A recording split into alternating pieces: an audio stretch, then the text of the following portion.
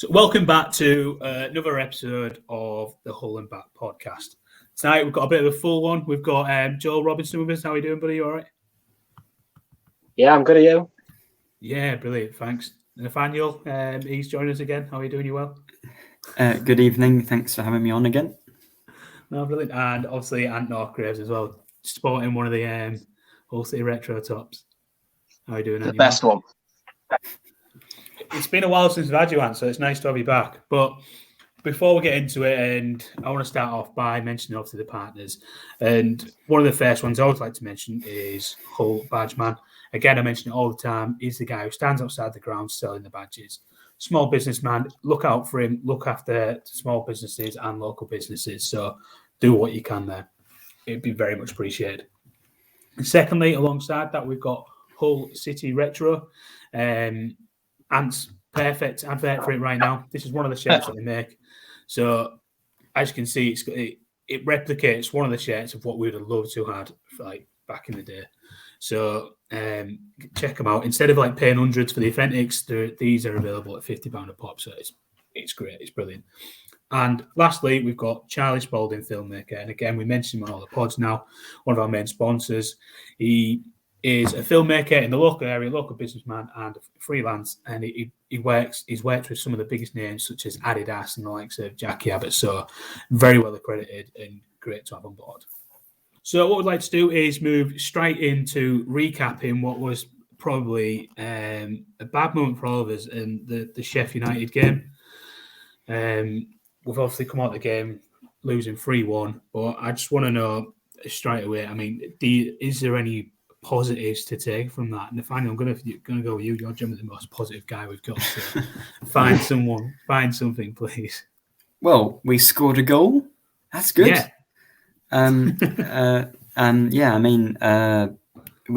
didn't break that 101-year record of a goal, not scoring a league goal in 6 games. So that's pretty good. But I mean, personally, same with the Blackburn game. I didn't think it was a bad performance. It wasn't great, of course, but I don't think.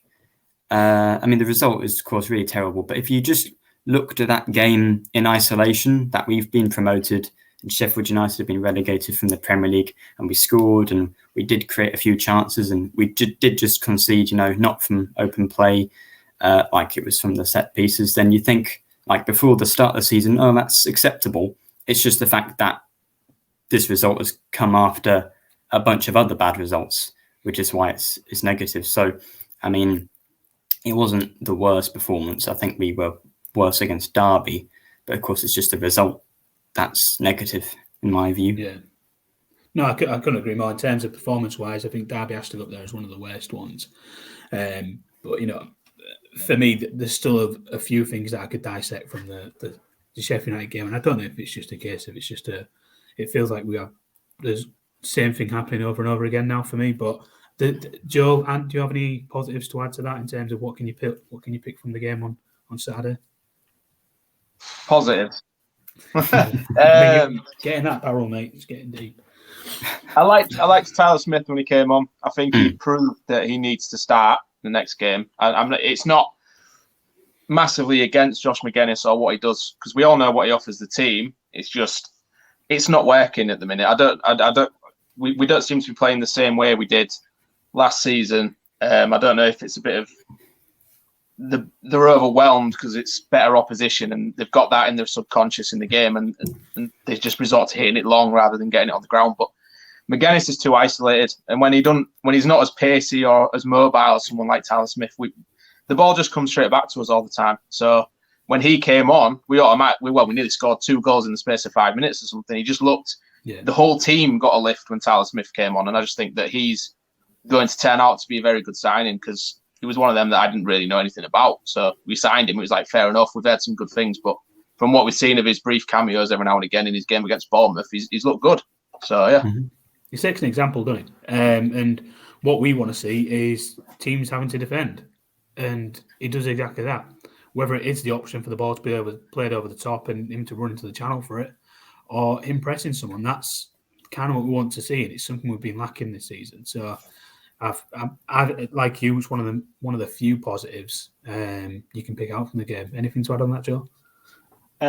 Honeyman's back. That's another positive. Yeah, Having Honeyman in the middle of the park is what we've needed all season, really, as an alternative to Doherty, so they're both not being ever played. I'm not going to go on a negative yet. I'm going to wait. I'm going to keep it positive. Not yet. No, I mean, again, Honeyman was brilliant when he came on. I think I tweeted at the time, his pass through to Tyler Smith for the assist was equally as good as an assist because that ball was incredible, and then it leaves Keemus Potter with little or nothing to do to put it in the back of the net. So again, that was brilliant. But one of the things that's probably going to rile us a little bit was the officiating on the day. It's all right, your performance not being good, but then you kind of have to rely on the officiating on the day. And I struggle to blame referees and linesmen because you've still got 90 minutes of a game to get your performance right. That's the way I kind of look at it. However, when you see so many big decisions that went against us, all right, yeah, if Billy Sharp's onside, it's a penalty, but he's not onside. It's a decision that got wrong. Then to miss the foul on Malik Wilkes for the corner goal, and to top it off, the call Tyler Smith offside when he's onside for a really important goal, which could put us to 3-2. There's too many little things gone wrong there. I mean, did anyone pick up on anything else on that? I'm actually going to disagree with you on a bit of that, Matt, because I think if you look at either of our set piece goals, our players were giving just as good as they got. If our player was fouled, then they should have had a penalty for what our guys were doing. There's a clip at the moment going around that the Sheffield United fans have been putting on. Louis Coyle literally has Billy Sharp in a headlock and then appeals for a foul on Wilkes. And it's just like, what you're doing twice as bad as what he's done. So I think, he had a bad game. The linesman had more of a bad game than the ref did. But it's one of them things, I think, officials. You're going to have games where they seem to be against you, but there will be games this season where they tend to go in our favour. So it's one of them swings and roundabouts kind of thing, isn't it? I'd agree with you there, and I think I just went with the majority on that side of point. It's easy to go with that when you're seeing other decisions being made wrong in the game. But no, I agree, because if you give a foul for that, then we'd never see 90 minutes of football because it just constantly get blown up every corner. We'd just have corner penalty, free kick, and that's how it'd go all game. Because there is that many niggling fouls. At what point did he draw the line? So no, I totally agree with that. But one of the guys I wanted to mention, and I think you all might agree with me, is that again, this guy comes up every single week in terms of a performance that stood out. Matt Ingram. What was your thoughts on him, Joe? I waited until you had a mouthful to ask. It was solid. It was solid. There's not much really could fault him. He made a very good save for the penalty, and he couldn't really do much about the goals that went in. So he was saving what he should have been saving, and then anything that did go in was the defender's fault. I know, man, and it's a tough one because we look at these things all the time, and you'll hear conversations on the concourse and stuff like that, and they'll go, well, he's conceded 3 goals, he can't be that good of a keeper. But it's not fair in him, and it's been refreshing to see the news article come out today in terms of he wants more from his team, and rightly so, because as far as performances are going, I think he's the only one that's been consistent throughout. And you could argue maybe. If you think about it, if you look back at that whole Sheffield United game, the 3 goals he conceded, he couldn't really do anything about. He saved the penalty, which at that moment in time could have been a massive moment that could have changed the entire tide of the game. And then he's going to be frustrated because we didn't do anything about it. When you're pulling out penalty saves, you're going to want your team to think, right, there you go, there's your impetus, there's your momentum, go take the game by the scruff of its neck now and let's get a goal back. Game changes on its head, but he didn't get that. We went 3-0 down. So you can probably understand where he's coming from. I think he's had quite a lot of unfair criticism. I know he made a couple of mistakes in some of the earlier games, but that's what keepers do. Like, how many of our outfield players make mistakes every single game? But a goalkeeper, because of the position and the nature of what they do, if they make a mistake, it usually ends up in a goal. But there's been at least double or triple the amount of times where he saved our ass. So exactly, I don't really think you can count his mistakes as something that he should be dropped for. I know Baxter's a decent keeper, but there's no reason for me to drop Ingram at the moment. I think it's one of the only decisions we see Grant McCann getting right in terms of not replacing Ingram. But you know, a weird decision for me. Sorry, Matt. I want to see what you guys think, because Ryan and Justin at the second tier pod have asked me the question I'm about to ask now: is why was Malik Wilkes, a 5'9" winger, marking John Egan on the corners? That left no one Ingram knows. Correct. I would say that it's one of them things that I don't know if we mark zonally or man mark or a mixture of both, because it tends to change all the time, and I think that's why we concede so many set pieces. And you could have said that maybe Wilkes was that was the zone that he was in, but it happened more than once. So to me, I think they're obviously working on it in training.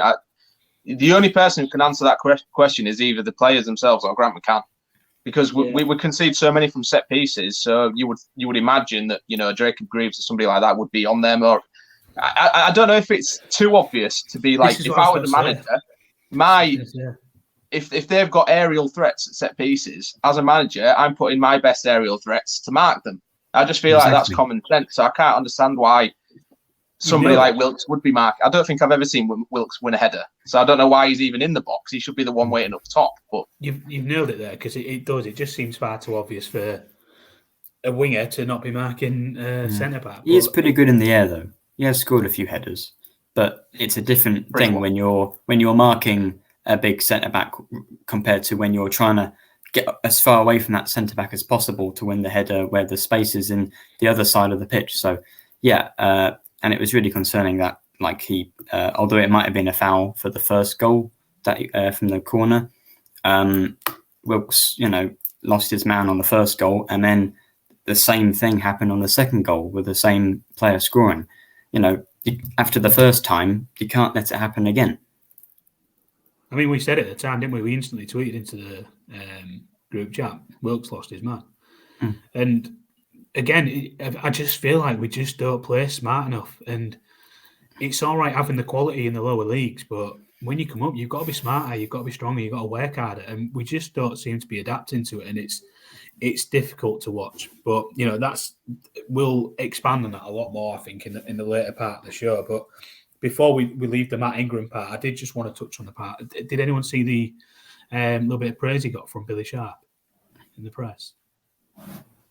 Billy Sharp came out. Yeah, he said credit where it's due to Matt Ingram, because he's put his penalty exactly where he wants to put it. And Matt Ingram's gone early, and he's got where he needed to be. He said any other day that penalty goes in, but, you know, credit where it's due to Matt Ingram. Really rare to see a City keeper in the league, at least, rather than a penalty shootout save a penalty. I might be wrong, but I can't remember a goalkeeper saving one in the league since Alan McGregor in 2018. Yeah, McGregor was decent at saving penalties. Yeah, but then you were Marshall confident that McGregor could save it. And Long, the others just go the wrong way. And I was talking to you about this the other day, actually. It's a little bit off topic, but we was talking about Football Manager, and Matt Ingram, for some reason, on Football Manager, just saves every penalty. It's ridiculous. I didn't have that experience. No, I did. I mean, I was not the penalty shootouts I got to, because I can't finish a game. On my City save, my team have lost every penalty shootout they've been in, and one went to like 18 shots. Oh dear. But moving on from that, because we have briefly touched on it, but I just wanted to look at set pieces. Like, it's an ongoing trend at the moment. I feel like I'm deflated having this conversation, but it's difficult to try and pick your hopes up when we're seeing the same thing happen all the time. We're conceding goals from set pieces. I know you look at the size of the team, our average height is probably not as big as other teams. And with what you'd have thought stereotypically Stoke turning up at the weekend, you go, it's not looking good, is it? Because we just don't look like like an aerial strong team, you know. Is that even a phrase? I'm making them up now. Strong in the air. It's really disappointing, though, because, I mean, you could argue that if we hadn't conceded from set pieces and Tyler Smith's goal stood, we could have won. It's those fine margins. I mean, maybe Sheffield United would have found another way to score, but it's really disappointing when we don't play terribly, like against QPR and the first goal against Blackburn and Sheffield United. The first goal we concede was from a set piece or one of the first on Saturday. So it's disappointing that you play well and then that good work is undone because you can't organise defending a set piece. Yeah.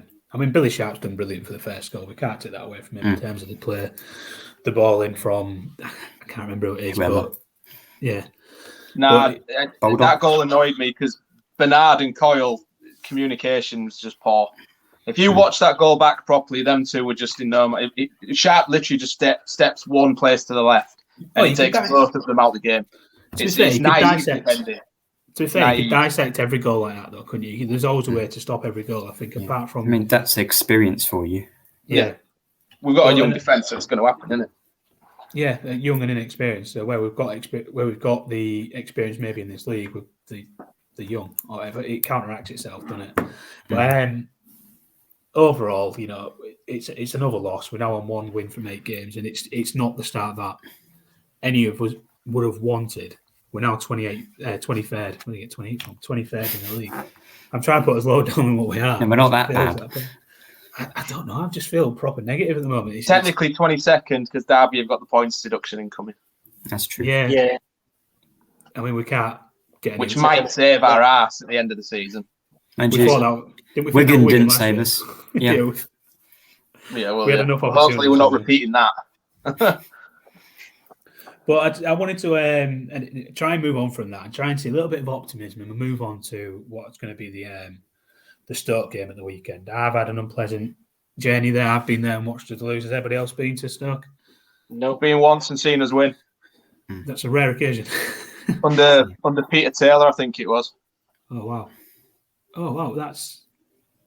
Jesus. Stewie Elliott scored like a free kick that just never left the ground and somehow evaded every player on the pitch and went in. It was amazing. Fair enough.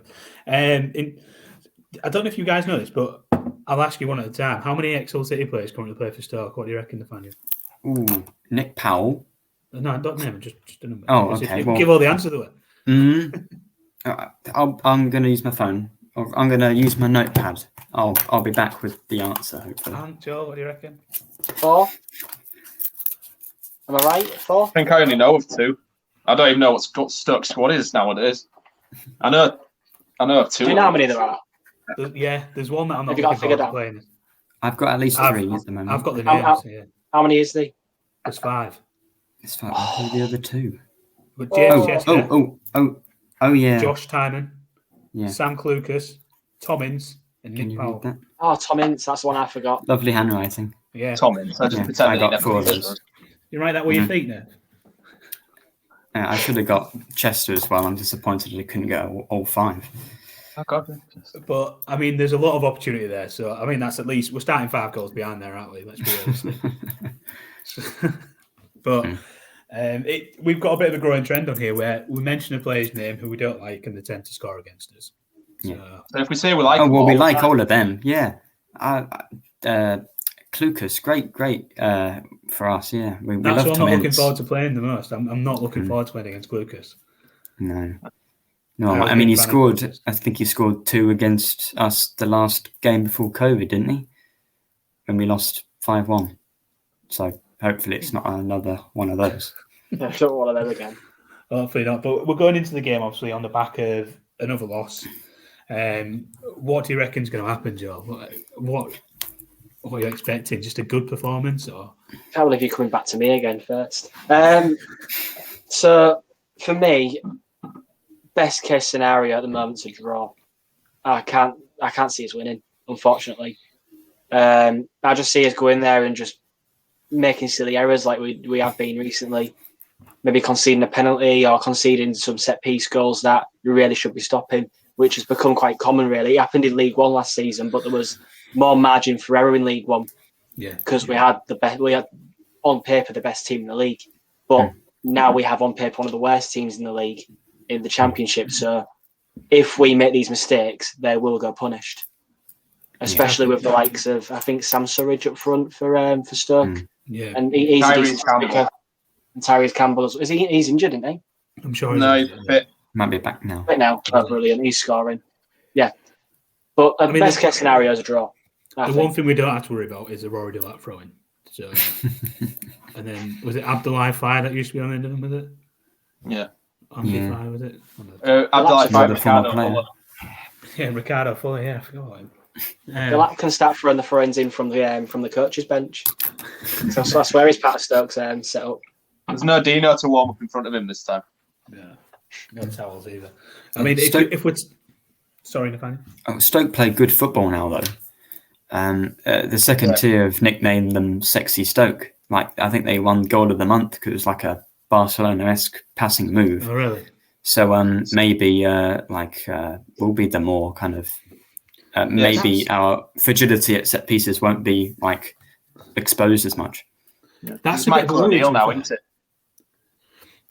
For me, that's a bit of a worry because I don't know if in the same interview that Billy Shark gave where he spoke about Matt Ingram and giving him the credit, he also said about the new full well what to do to get into the game. The new Al Backlam was just appalling.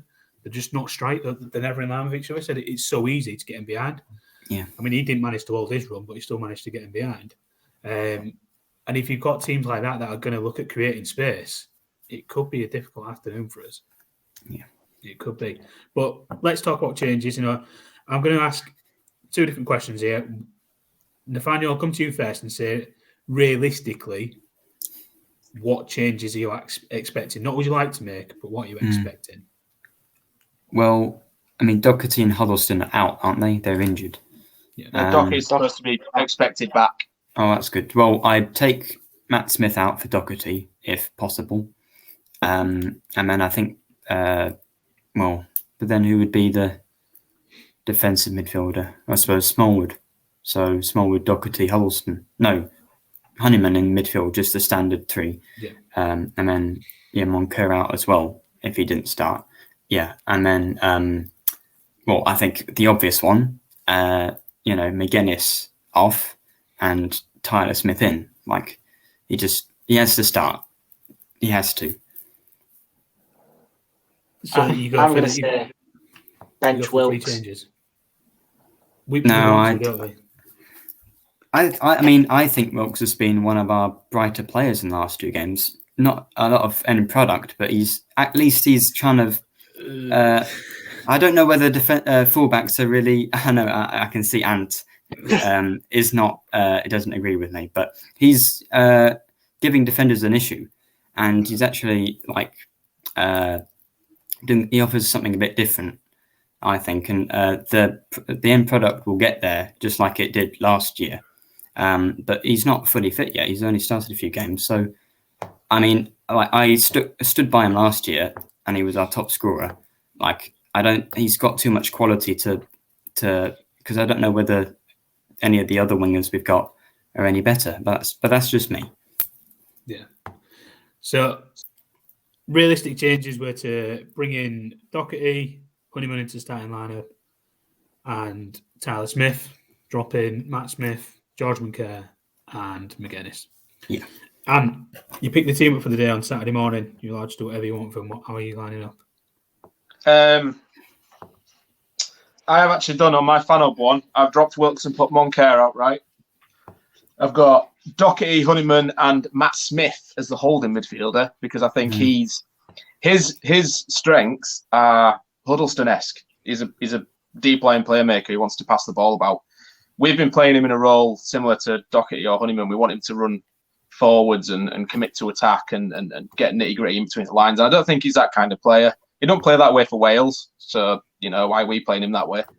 I just think that midfield would help. You've got a good mixture of attacking threat, energy, and passing, which we're going to miss without Huddleston. I do like Smallwood. I think he's had a good season. I just think we need a bit more mobility in the middle to try and get some goals going. Moncur, I really like how he just drifts forward. He just wants to create things all the time. I just think Wilkes this season, he runs into dead ends. He loses the ball. He's sloppy in possession. The ball keeps coming back to us when we give it to Wilkes. And it's got to stop because we're conceding goals because we can't keep the ball. We're hitting it long to McGuinness who can't hold it up anymore. And then we give it to Wilkes who runs into a corner flag and he's got no one around him. And when he tries to take on four players with a roulette, loses the ball and they go up the other end and score. So we've got to be a bit more streetwise. We've got to go back to doing basics well. Wilkes is let's be honest, Wilkes is a flair player. He's like KLP. They're not going to defend. I said it to Joel at Preston when we went to the first game of the season. Our wingers were used to last season just being left up front. this season they can't do that. They've got to come back and support the reason Sharp was getting in behind so easily is because our wing backs overlap the wingers, and then the wingers don't cover it. So if we lose the ball, there was a moment where Wilkes lost the ball and then just walked back. If you lose a ball, cover for Coyle because they're just getting in the wings too easily. We've got to make it a bit more solid. I think McCann offers that because I think he does like to track back. Just try and stop conceding again and nick a goal. So it's a little bit of a tough one really because in terms of, you'd think it'd be a little bit reciprocated because when you look at the support the wingers get from the fullbacks, they get up the pitch and they offer some really good support in terms of them. They offer a low overlap. It might be an option just out wide to just recycle the ball or anything like that. But that option's always there for them. Yet in terms of need, when they need it at the back, you'd stop to see him jogging back. But it's because it's like Wilkes is like the players like we had with Giovanni, for example, the luxury players, the players that you go out there and they just only want to do what they want to do. If you're going to ask him to track back, I don't think you'll ever see it. He does sometimes, but that's only because we've been without the ball for about 10 minutes of the game, and the formations naturally just come a lot deeper. But if he loses the ball at his end, he's not tracking back for it, and I think that is a side of the game that we need to start doing this season because we need to offer support to the back four because they've got none. For me, I think he's just not smart enough at this level, and it's taken a little bit longer to adjust. And until that happens, there needs to be repercussion for not performing well enough, and that has to come in the form of dropping him. In my aspect, I mean, the thing is Wilkes. We know what he offers, and we know he's super talented. He scored 22 goals last season. You don't do that if you're not a good player. It's just that this season, obviously, he's not scored yet, so he'll probably have that monkey on his back for a bit. He just looks like he's doing too much all the time. 2 of Sheffield United's goals came because he lost the ball twice sloppily, and it's like if we're going to keep the ball and try and play the way that McCann wants us to play, he's got to be smarter with it at his feet, and he's just not doing it. And he doesn't seem bothered about it, which is what annoys me. He received the ball. Why was he in centre midfield anyway? And he received the ball, took an awful first touch. United player dispossessed him. They went up the other end and got a corner and scored from it. And it's just like, come on, man. He's just got to wise up a bit. I totally get it. And before we move on to what's going to be another interesting part, an interesting thing is out of the last 5 games, we've only won 3 of them against Stoke. So it kind of fills you a little bit of optimism if anything's to go, because you think if it was to go with a 50-50 ratio, we're due to win the next one, but it might not be the case. However, moving on to predictions. Joel, I'm going to come to you first again. What do you think? So, I did say best case scenario draw. I don't think it'll be a draw. I think Stoke will nick the game and it'll finish 2-1. I think it'll be a late winner for Stoke. Hopefully not Klukas or any of our other former players. Nathaniel? Well, just for the sake of variety, I think I'll go 2-0 win. Why not? I mean, we're going to win at some point. Tyler Smith and my new favourite player, Ryan Longman, to score. And, I'm only going to be disappointed, but, we're going to have some sort of optimism on here. So. Keeps you happy until the weekend, though, doesn't it? Yeah. And what are you thinking? I'll go with the same prediction I said on the Stoke podcast I was on earlier. I said a score draw 1-1. I think Tyler Smith will score. I think they'll take the lead and we'll peg them back. Oh, fair enough. I think I'm going to go for what I'm going to call a realistic approach, and I'm going to go for a 4-1 loss. I just honestly don't. No, that's not realistic. It would be 4-0.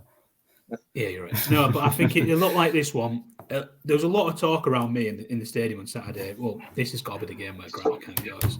And then all of a sudden, KLP scores, and you think, oh, well, we finally scored, haven't we?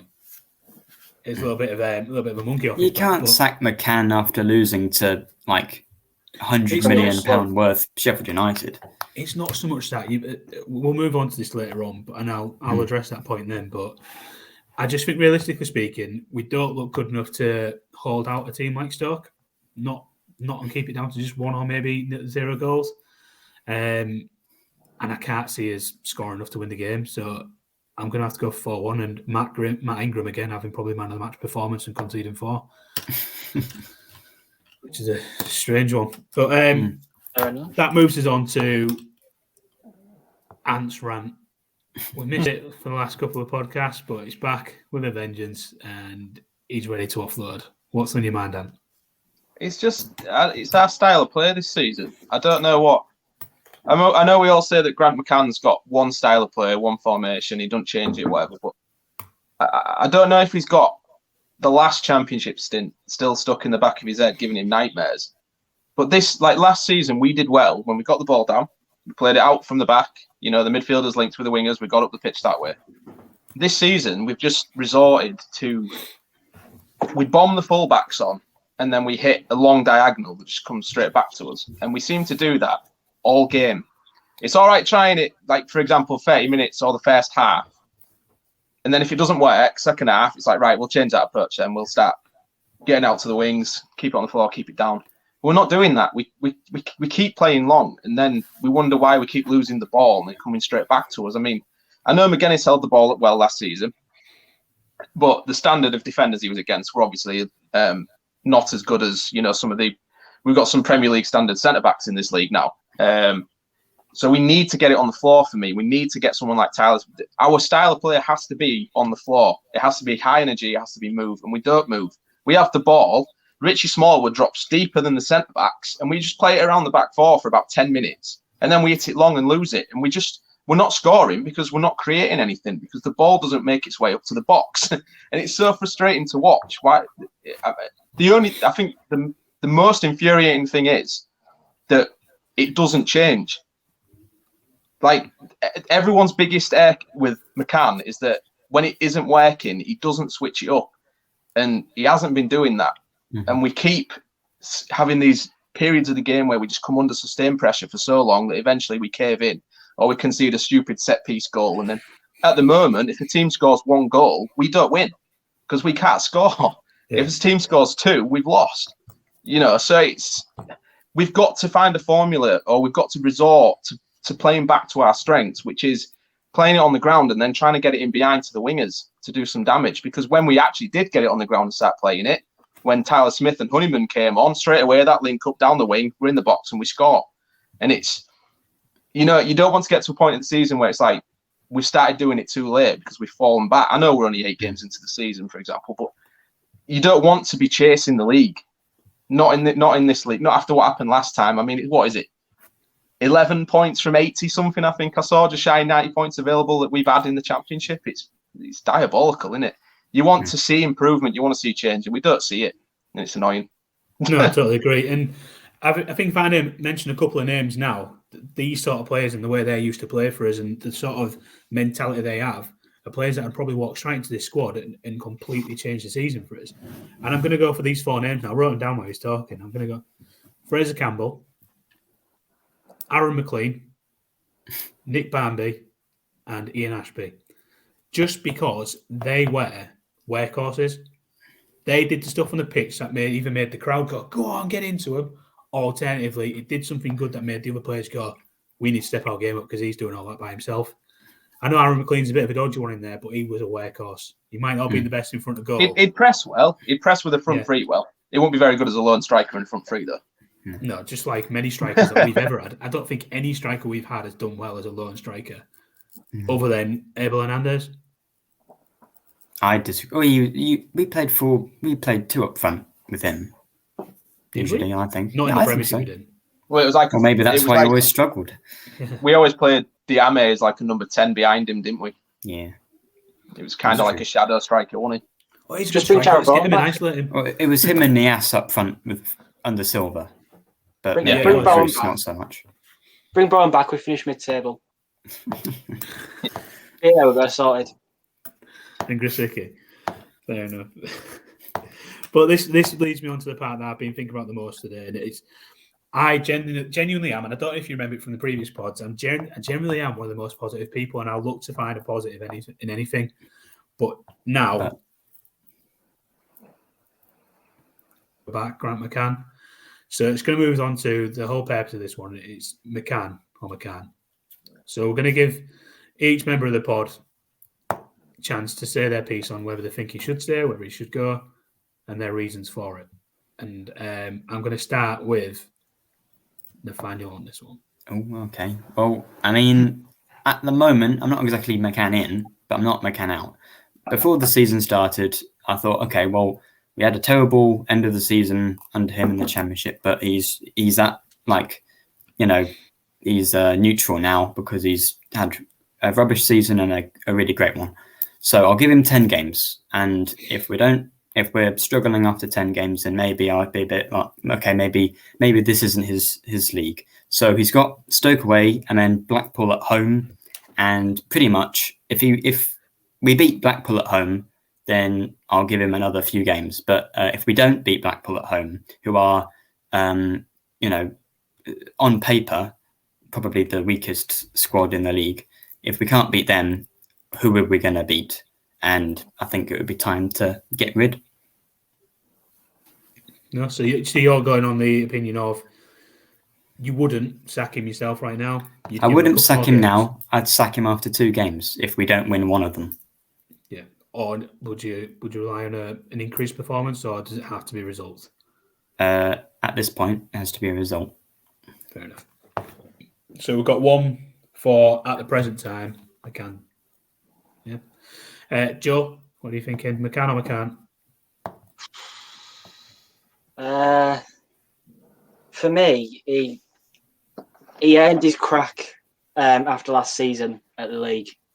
8 games in, we've played okay, but we've not been winning games, and we can't carry on if we're not winning games, because we'll just go straight back down to League One, and we're back to where we were beginning. But we'll lose our best players from that League One team that got us up last season. So really, I'd say give McCann until the end of October, most. If things don't improve at all, then he's got to go. But who's out there to replace him is the main question. Who would actually come in and sort this out? Because not many people would take this job. Not while there's everything. I think they would as a Championship club. Not if we're in League One, but after being in this league, it'd be quite easy to get some. There's lots of managers out there who just, even though it's us, would happy to manage a Championship club, surely. It's just the uncertainty at the minute as well with the current possible takeover that's in the media.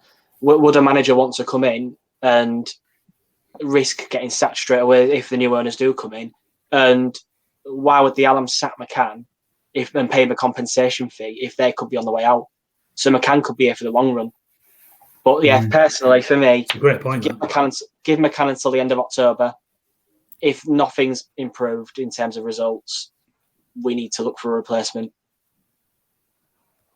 So McCann? McCann. I'm not McCann in, but I'm not McCann out. I'm kind of in the middle at the minute. At the present time, the way things are, the bigger picture, you think it's McCann? At the moment, I'm not McCann. saying Give him a bit more of a chance, but if he doesn't re-improve, he's got to go. And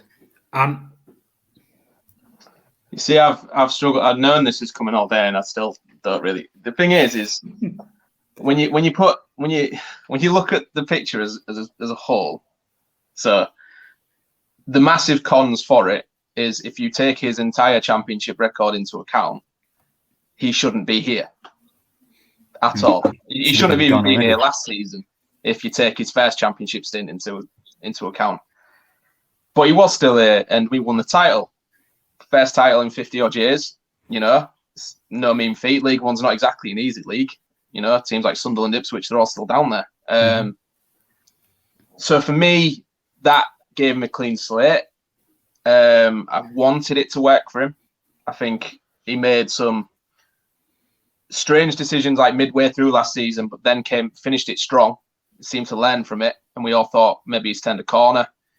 And we started this season, and my worry is that it's got shades of the last Championship season, but so much sooner. I think it would be okay if we were scoring goals and looking convincing, but we've scored in 2 games. We've played 8 games. We've only scored in 2 of them. That can't be ignored. Like, you can't do that at any level, never mind the Championship. You've got to be at least scoring goals. And if you're not scoring goals, you at least need to be defending your set pieces, because a league like the Championship, set pieces are a difference between staying up or going down. You've got to be able to defend them and score them. you know, and we're not doing either. So I don't know. I know he's had a lot of injuries. He's struggled. There's been a lot of factors, you know. A couple of the new signings got COVID and that, and weren't match fit. We've missed Honeyman for the best part of the season. Wilkes has been injured a few games. We missed McGuinness for a couple. Moncare got suspended for 3 games. You know, we've not really had a steady team to find that strong 11, and they can't get into a rhythm. But for me, what makes you a good manager is getting the best out of what you've got. Now, this is what I said about him in the first championship season. When you lose your 2 best players, your job as a manager is to then find a new way to score. And we continued playing as though we had Bowen and Grosicki, which I think was the most annoying thing, because we didn't. We had Josh Bowler. And we had Josh Bowler and God knows James Scott on the left. So, you know, this time round, we're seeing the same issues. Like, it's not working, but he's not changing it. We're playing the same way all the time. And for me, I'll give him. I'll be like Nathaniel. I'll give him another couple of games, and if it hasn't started to look like, you know, we're shifting things up a bit, creating chances and scoring goals and looking convincing in doing it, then you've got to look elsewhere, because his record as a championship manager is just abysmal. It is really poor. I mean, credit where it's due for the 3 of you, because the resilience to be able to sit there and still allow in the opportunity in your own mind, even though you aren't the guys with the sword.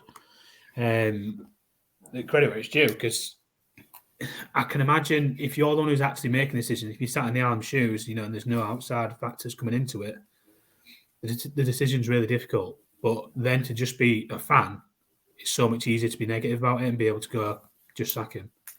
So to have that sort of opinion when it's easy to have a negative one, you know, kudos where it is, because it's not easy to have that sort of view. But I now, and cutthroat like my personality is as soon as I see it, I stick with it. And as of Saturday, I am now McCann. For me, it comes down, for anybody who knows me, I don't just enjoy watching football because I want to see a team win. I enjoy watching the technical side of it and the tactical side of it and the chess side of approach, where you want to outwit the other, outthink the other opposition manager and play him off the park. And I get his approach at the beginning when he first came in. He was able to do that. He was fresh. He was new. He had that attacking approach, and we scored some good goals. We played some really nice football. But then he got found out, and we went on that absolutely abysmal run, which saw us get relegated, and we go down to League One.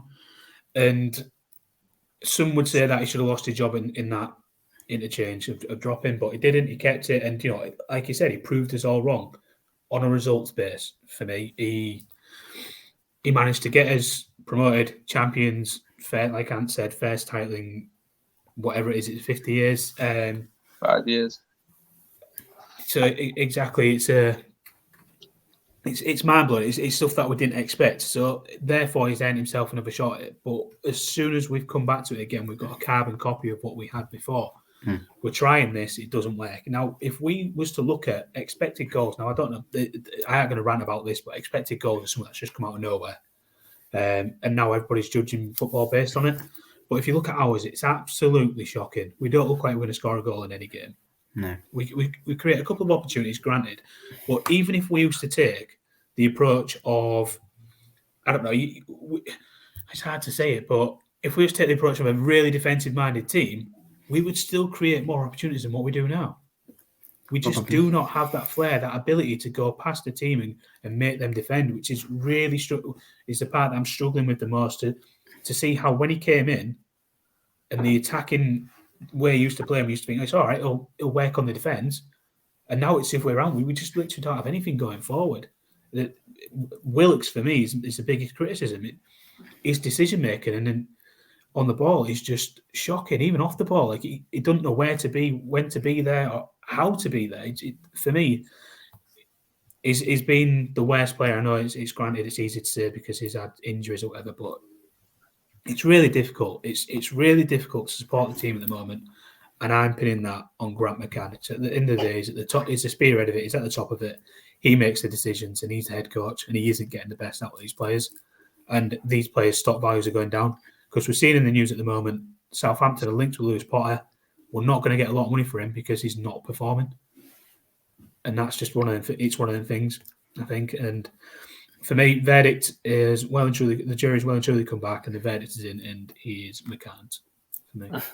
I saw an interesting stat earlier. There was a Sheffield United fan who said that it was interesting to see that we were so low in the league, because in terms of shots faced, like teams that have had shots against us, we're actually in like the bottom 5 or 6. Like there's not many shots that are coming against us, yet we've conceded so many goals, and it's because of set pieces. So in terms of open play, we're actually defending quite well. And the Achilles heel is the fact that we're not scoring goals and we keep conceding set pieces. So then I think how you've got to judge a manager in his current performance, so that you've got to take them sort of things into account. So we're not scoring goals. Why is that? I would probably pin it on the fact that last season set pieces was a massive plus. We scored loads of them. Mm-hmm. But who was the person responsible for that? Honeyman. And we've not had him. So it's one of them things, isn't it? You know, he's back now. Obviously, he's not going to be fully match fit and sharp, but he needs, when he gets there, although it might be too late, we might start seeing some more goals come in. We might see our style of play change. You know, it's tough because when you haven't got your key creator from last season, you can't, you know, you're going to score less. That's going to happen. And we've not, you know, Doherty's tried to single-handedly take that burden on. Moncair's tried to do a similar thing, but then missed 3 games through suspension. We've got so many factors that have contributed to us not scoring that if you were in McCann's position, you'd probably be ragging your hair out. But my criticism to that would be them change it up and find a way to score. You know what I mean? What makes me laugh, and I know it's probably going to be unpopular amongst a lot of people, but I'm looking at a bigger picture here. In terms of the Championship last time, Honeyman wasn't liked.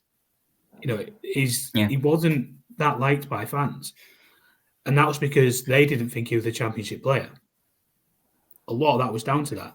Now we played him we used to play him as a deep line, the defensive. We also played him on the right wing. So you know, he was played out of position a lot. But this is what I'm saying. He at the time he wasn't liked. And then when you look at the bigger picture, you think, well, last time you didn't like him. He's had a good season in League One, and all of a sudden we've come back to the Championship, and he's coming fit. Everyone thought, well, this is it. This is where the season changes because Honeyman's back. And I'm thinking, well, this is a bit weird because last time I was in this league, nobody liked him. So it's a tough one, but granted, I understand the bigger the other side of it which is the fact that he was played out of position, and I was one of the first to mention, like we've signed this centre mid and playing him left wing. What's going on? I think the easiest way to sum it up would be if he was sacked, you would understand it, and if he's not sacked, you could understand it.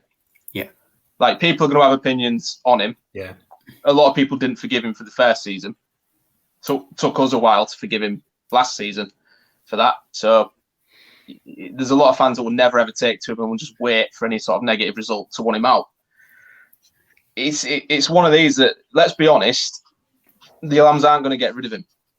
They're not. Yeah. So I think we'll end it there then, and we'll end it on a 3-1. And I don't think I'm going to call it McCann because I think you was quite open in the aspect of you're not quite McCann, but you're willing to give him a little bit longer. So it's not so much you think he can do it, it's more you think you should have a little bit more time. So we'll draw that, and the overall conclusion is I lost that one 3-1. So but that is what it is.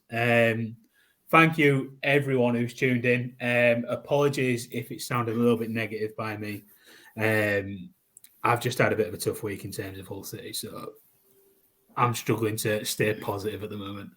I'll try and find a light, but on that side, like I say, I apologise. But thank you everyone for tuning in. It's been a pleasure. Again, we've had a really good night tonight. So thanks everyone. Appreciate it. Cheers, man. Cheers. Cheers, mate.